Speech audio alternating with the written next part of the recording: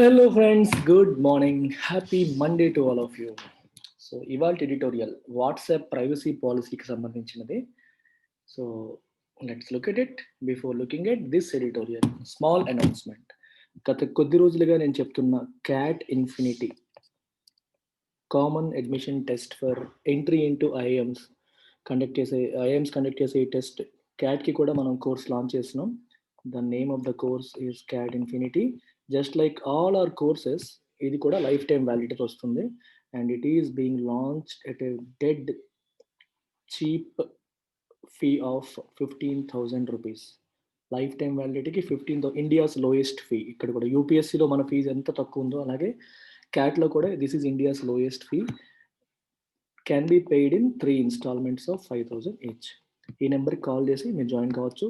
7th ఫిబ్రవరి నుంచి classes start అవుతాయి. And this fee is valid till 31st January. January 31st లోపు join అయిన వాళ్ళకి మాత్రమే ఈ ఫీజు వ్యాలిడ్. ఇనాగరల్ ఫీ తర్వాత ఫీజు పెరుగుతుంది. ఇంట్రెస్ట్ ఉన్న వాళ్ళు ఆ నెంబర్కి కాల్ చేసి ఫస్ట్ ఇన్స్టాల్మెంట్ 5,000 కట్టి జాయిన్ అయిపోవచ్చు. That's it. And UPSC and other కోర్సెస్కి today is the last day to join at 2020 fee structure. 2020 fee structure ప్రకారమే జాయిన్ అవ్వాలంటే ఇవాళ లాస్ట్ డేట్. రేపటి నుంచి ఫీజు అప్డేట్ అవుతుంది. సో జాయిన్ అవ్వాలనుకుంటే అగైన్ ప్రత్యూష మేడంకి కాల్ చేసి you can join. Okay, let's look at the editorial now. Update debate. ఏంటి అప్డేట్ డిబేట్ చూద్దాం. Privacy of citizens is too important to be left to the business practices of digital companies. Digital companies యొక్క business ప్రాక్టీసెస్కి వదిలేసేది కాదు. ఏది? Privacy of citizens. Citizens యొక్క privacy is so important to so that వాడతాం కదా మనం గ్రామర్లో. Privacy of citizens is so important that it cannot be left to the business practices of digital companies. Citizens యొక్క ప్రైవసీ అనేది చాలా చాలా important. అది వాళ్ళ ప్రాక్టీసెస్కి మనం వదలలేము. గవర్నమెంట్ డిసైడ్ చేయాలి. You cannot compromise on the privacy of the citizens. వాళ్ళకి ఇష్టం లేకుండా వాళ్ళ డేటాను వేరే వాళ్ళతో షేర్ చేయకూడదు. ఇష్టం ఉన్నా సరే ఒక యాప్ నుంచి ఇంకొక యాప్కి షేర్ చేయడం అనేది కరెక్ట్ కాదు. ఇప్పుడు ఏముంటుందంటే, వాట్సాప్లో కలెక్ట్ చేస్తున్న డేటా ఫేస్బుక్కి షేర్ చేయడానికి మీరు పర్మిషన్ ఇవ్వాలి, మీరు అప్రూవ్ చేయాలి, కొత్త టర్మ్స్ అండ్ కండిషన్స్ ఇవి అని చెప్పి వాట్సాప్ వాళ్ళేమో ఒక పాలసీ లాంచ్ చేశారు. February 7th లోపు చెప్పాలని. దానికి చాలా మంది కోపం వచ్చింది. మేము ఎందుకు షేర్ చేయాలి మా డేటా, మేము యాక్సెప్ట్ చేయమని చెప్పి చాలా మంది వాట్సాప్ నుంచి సిగ్నల్ యాప్కి, టెలిగ్రామ్ యాప్కి మూవ్ అవడం అనేది మనం చూస్తున్నాం. సో దాన్ని దృష్టిలో పెట్టుకొని ప్రైవసీ అనేది ఎందుకు ఇంపార్టెంట్ అనేది మాట్లాడుతూ ఎడిటోరియల్ సాగింది. WhatsApps decision to delay the update of it's privacy policy following a backlash from its users is an implicit acknowledgement of the increasing role played by perceptions about privacy in the continued well-being of a popular service. చూడండి ఎంత beautiful గా రాస్తారు sentence. WhatsApps decision to delay the update of it's privacy policy. Privacy policy update చేద్దామని చెప్పి వాళ్ళు చెప్పారు. మనం terms and conditions accept చేయమని చెప్పారు. అది చూడగానే చాలా మంది రివర్స్ అయ్యారు. దాన్ని బ్యాక్లాష్ అంటాం. బ్యాక్లాష్ అంటే యాంగ్రీ అవుట్ బర్స్ట్. అందరూ కూడా కోపంగా నిరసన వ్యక్తపరచడం. ఒక నిర్ణయాన్ని, ప్రభుత్వం తీసుకున్న నిర్ణయాన్ని కానీ, కంపెనీ తీసుకున్న నిర్ణయాన్ని కానీ వ్యతిరేకిస్తూ కోపంగా మనం రివర్స్ అవ్వడాన్ని మనం బ్యాక్లాష్ అని చెప్పి అంటాం. ఒక స్ట్రాంగ్ నెగిటివ్ రియాక్షన్ అనమాట. మా ప్రైవసీని మీరు ఎలా కాంప్రమైజ్ చేస్తారు అని చెప్పి మేము ఇంక వాట్సాప్ వాడడం, విల్ యూజ్ సిగ్నల్, టెలిగ్రామ్ అని చెప్పి యూజర్స్ అందరూ కూడా కోపాన్ని వ్యక్తపరిచారు. సో ఆ కోపాన్ని చూసేసరికి ఏమైంది, వాళ్ళు ఈ అప్డేట్ చేద్దాం అనుకో డెసిషన్ డిలే చేస్తారు. తర్వాత చూద్దాంలే, ప్రస్తుతానికి కాకుండా ఇంకొన్నాళ్ళు డిలే చేయడం అనేది జరిగింది. ఈ డెసిషన్ డిలే చేయడం ఆస్పెక్ట్ ఏదైతే ఉందో, it is an implicit acknowledgement of the increasing role played by perceptions about privacy in the continued well being of a popular service. Popular అంటే బాగా ఫేమస్ అయిన సర్వీస్. కంటిన్యూడ్ వెల్ బీయింగ్, అది శుభ్రంగా, దానికి అందరి దగ్గర మంచి పేరు అలాగే ఉండాలి అంటే, వెల్ బీయింగ్ అనేది కంటిన్యూ అవ్వాలి అంటే ఏది చాలా ఇంపార్టెంట్? Perceptions about privacy. మన ప్రైవసీని ఇది కాపాడుతోంది అనే భావన. పర్సెప్షన్ అంటే భావన, ఏ ఫీలింగ్. మనం దాని గురించి అనుకునే మన మైండ్లో అనుకునే భావన పర్సెప్షన్ అంటాం.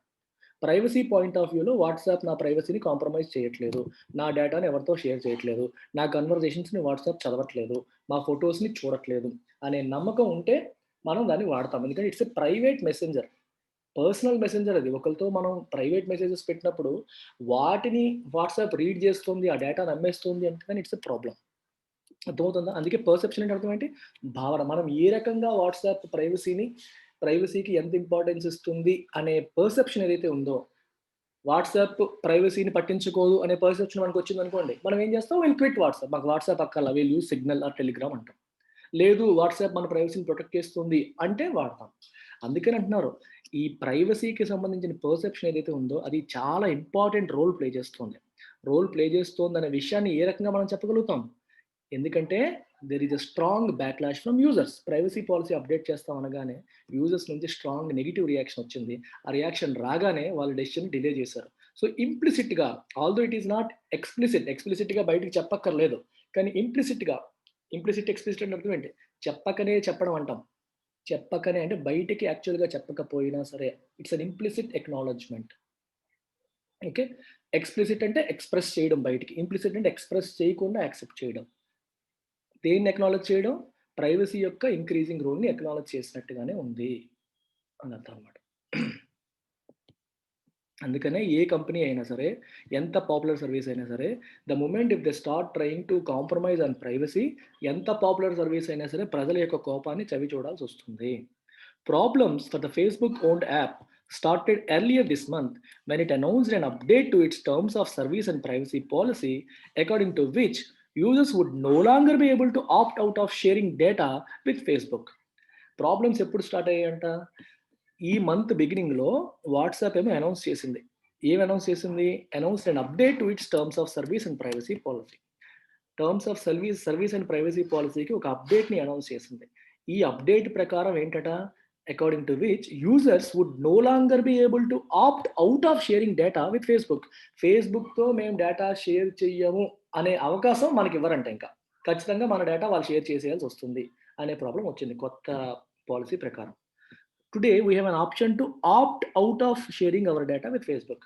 మన డేటాని ఫేస్‌బుక్‌తో షేర్ చేయకుండా మనం ఆప్ట్ ఔట్ అయ్యే అవకాశం మనకి ఈరోజుంది. ఉంది. కానీ ఆ అవకాశం లేకుండా కొత్త ప్రైవసీ పాలిసీ తీసుకొచ్చారు. యూ హావ్ టు షేర్ మీరు మాకు పర్మిషన్ ఇవ్వాలి. మీ డేటాను మేము ఫేస్‌బుక్‌తో షేర్ చేసుకుంటామని. ఈ కొత్త అప్డేట్ వచ్చిన తర్వాత అనౌన్స్‌మెంట్ వచ్చిన తర్వాత ప్రాబ్లమ్స్ అనేవి స్టార్ట్ అయ్యాయి వాళ్ళకి. February 8 was kept as the deadline for the new terms to be accepted. ఫిబ్రవరి 8 లోపు మీరు టర్మ్స్ యాక్సెప్ట్ చేయాలి. లేకపోతే మీ వాట్సాప్ పనిచేయదు అన్నట్టుగా చెప్పడం అనేది జరిగింది. This triggered a mass exodus from WhatsApp, the likes of which it has never encountered, not even in the aftermath of the Cambridge Analytica scandal, which did bring a lot of bad press to its parent, or when the messaging app's co-founders called it quits a few years ago. Trigger అంటే ఒక రకమైన రియాక్షన్‌ని, ఒక రకమైన యాక్షన్‌ని కలిగేలాగా చేయడం. Trigger అంటాం కదా! Trigger.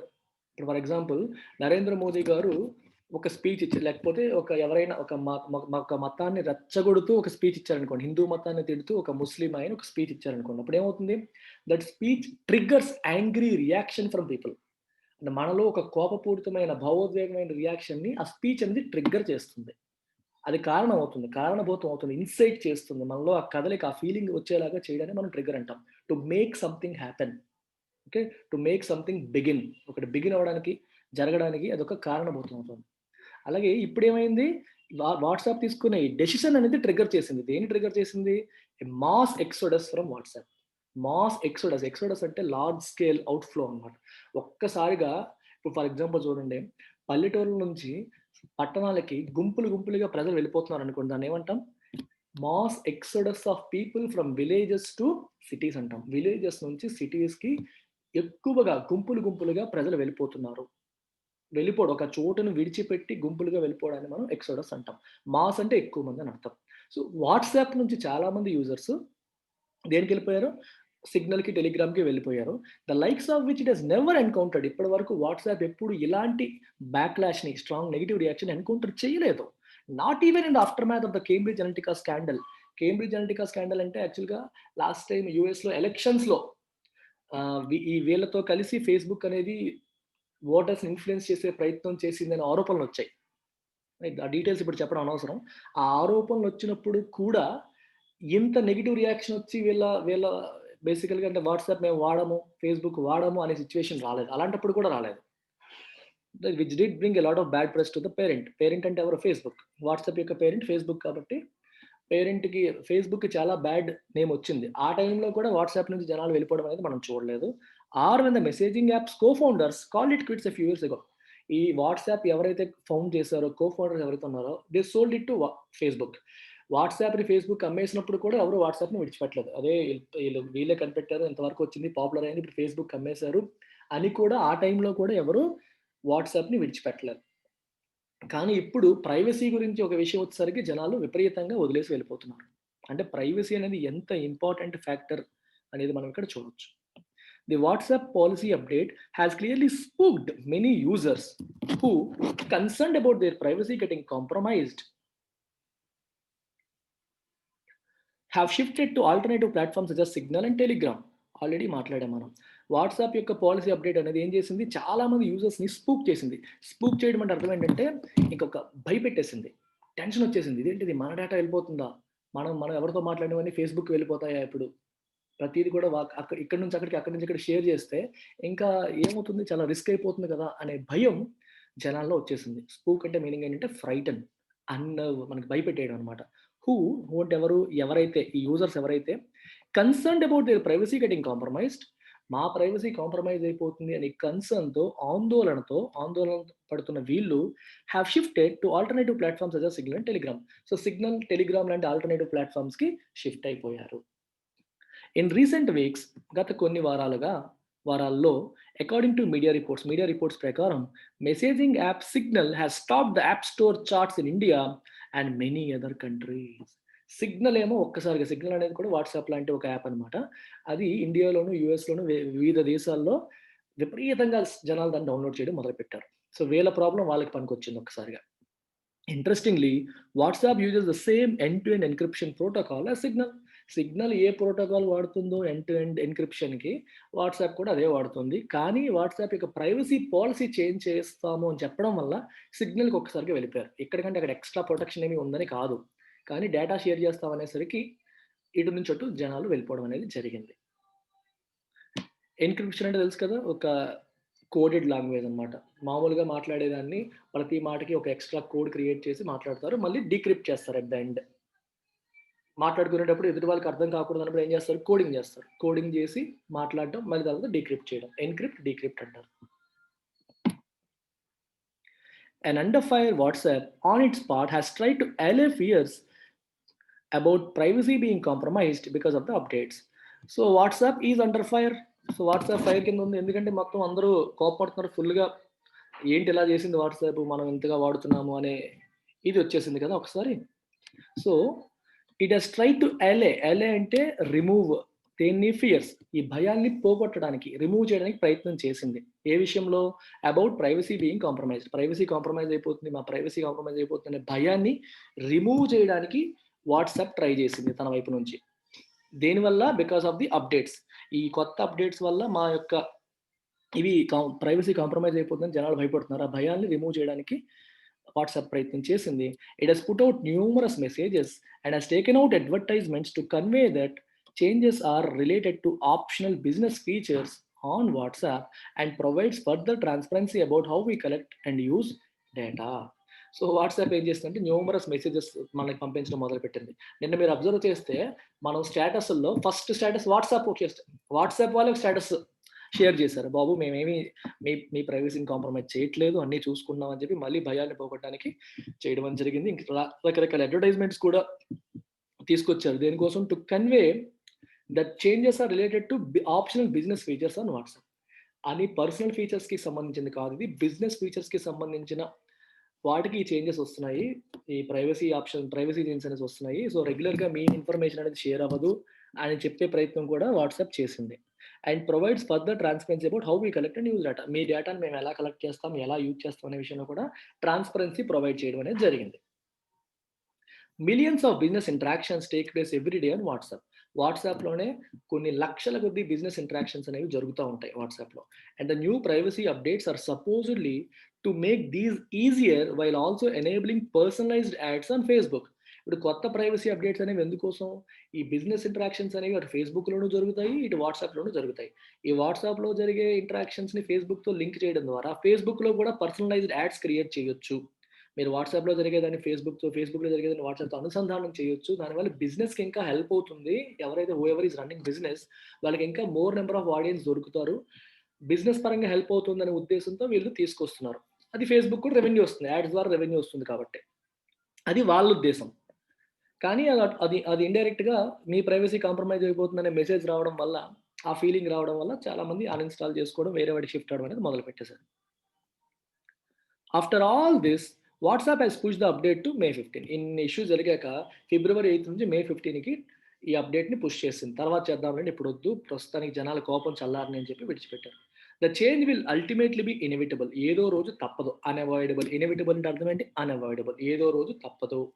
Given that WhatsApp bought by Facebook for a whopping $19 billion and having subsequently given up plans to charge its users, would be betting on its handling of business interactions to make its big monies. $19 billion ఖర్చు పెట్టి Facebook వాట్సాప్ని కొనింది ఇంతకు ముందు. So కాబట్టి మనీని recover చేయాలి, WhatsApp ద్వారా చాలా ఎక్కువ సంపాదించాలనే ఆలోచన కూడా ఫేస్బుక్ ఉంటుంది.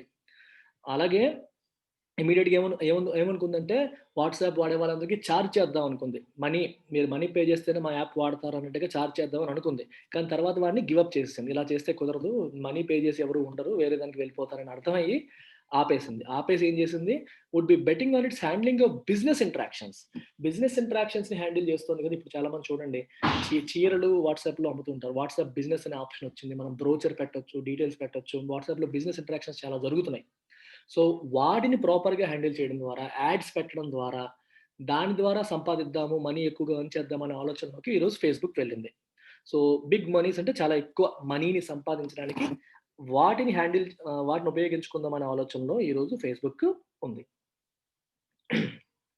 మనీస్ అనేది plural form of money. Money అనే దానికి ప్లూరల్ ఫార్మ్ అది. ఈవెన్ దెన్ అయినప్పటికీ అప్పటికి కూడా it cannot force these changes on its users in Europe. యూరోప్‌లో వాళ్ళ యూజర్స్ పైన ఈ చేంజెస్‌ని ఫోర్స్ చెయ్యలేదు. ఎందుకు చేయలేదంట? For Europe stringent ah, general data protection regulation more popularly called GDPR prevents such sharing between apps. For అంటే బికాజ్ అని. ఫర్ అనేది ప్రిపోజిషన్ కాదు కంజంక్షన్. ఎందుకంటే because Europe stringent general data protection regulation ఈ జీడీపీఆర్ ఏదైతే ఉందో, జనరల్ డేటా ప్రొటెక్షన్ రెగ్యులేషన్ ఏదైతే ఉందో, it prevents such sharing between apps. Apps మధ్యలో అలా డేటా షేర్ చేయడాన్ని అది ప్రివెంట్ చేస్తుంది. It does not allow it. మీరు అలా ఒక యాప్ నుంచి ఇంకో యాప్‌కి షేర్ చేయడానికి లేదని యూరోప్‌లో ప్రివెన్షన్ ఉంది యాక్ట్ ద్వారా. Users there are in control of their data much more than anywhere else in the world. యూరోప్‌లో ఉన్న యూజర్స్ వాళ్ళ డేటా పట్ల పూర్తి కంట్రోల్‌తో ఉన్నారు. Much more than anywhere else in the world. ప్రపంచంలో వేరే ఏ ప్రాంతంతో చూసుకున్నా సరే, అక్కడున్న యూజర్స్ వాళ్ళ డేటా పైన పూర్తి కంట్రోల్‌తో ఉన్నారు. ఎందుకంటే వాళ్ళ డేటాని వేరే వాళ్ళతో షేర్ చేయడానికి అక్కడ చట్టాలు ఒప్పుకోవు. India could do with such a law. India కూడా అట్లాంటి చట్టం చేస్తే ఉపయోగపడుతుంది. All it has is a draft version of law and it has been so for a few years now. India దగ్గర కూడా ఒక చట్టం ఉంది. కానీ డ్రాఫ్ట్ వెర్షన్ ఫైనలైజ్ చేయలా. డ్రాఫ్ట్ అంటే ఇన్‌కంప్లీట్. కంప్లీట్ కాని ఒక వెర్షన్ అలా పెట్టుకొని ఉంది. And it has been so for a few years now. గత కొన్ని సంవత్సరాలుగా అలాగే ఉండిపోయింది. Privacy of a billion citizens is too important a thing to be left just to the practices of a commercial enterprise. Billion citizens యొక్క privacy అనేది it is very important, extremely important to be left just the practice of ఒక commercial enterprise. Money సంపాదించాలి అనే ఎయిమ్‌తో పనిచేసే commercial enterprise యొక్క business ప్రాక్టీసెస్‌కి మనం ఈ ప్రైవసీని విడిచిపెట్టకూడదు. It is very very important aspect. We cannot leave it to their decisions. It will be reassuring if it is guaranteed by a strong law. అందువల్లే యూరోప్ చేసినట్టుగానే ఇండియాలో కూడా ఒక స్ట్రాంగ్ చట్టం తీసుకొచ్చి మనం దాన్ని గ్యారంటీ చేయగలిగితే ఇట్ విల్ బి రీఅష్యూరింగ్. అంటే మనకి అభయాన్ని ఇచ్చేలా ఉంటుంది, మనకి భయాన్ని పోగొట్టేలా ఉంటుంది అని అర్థం. That's it. Thank you very much. Take care.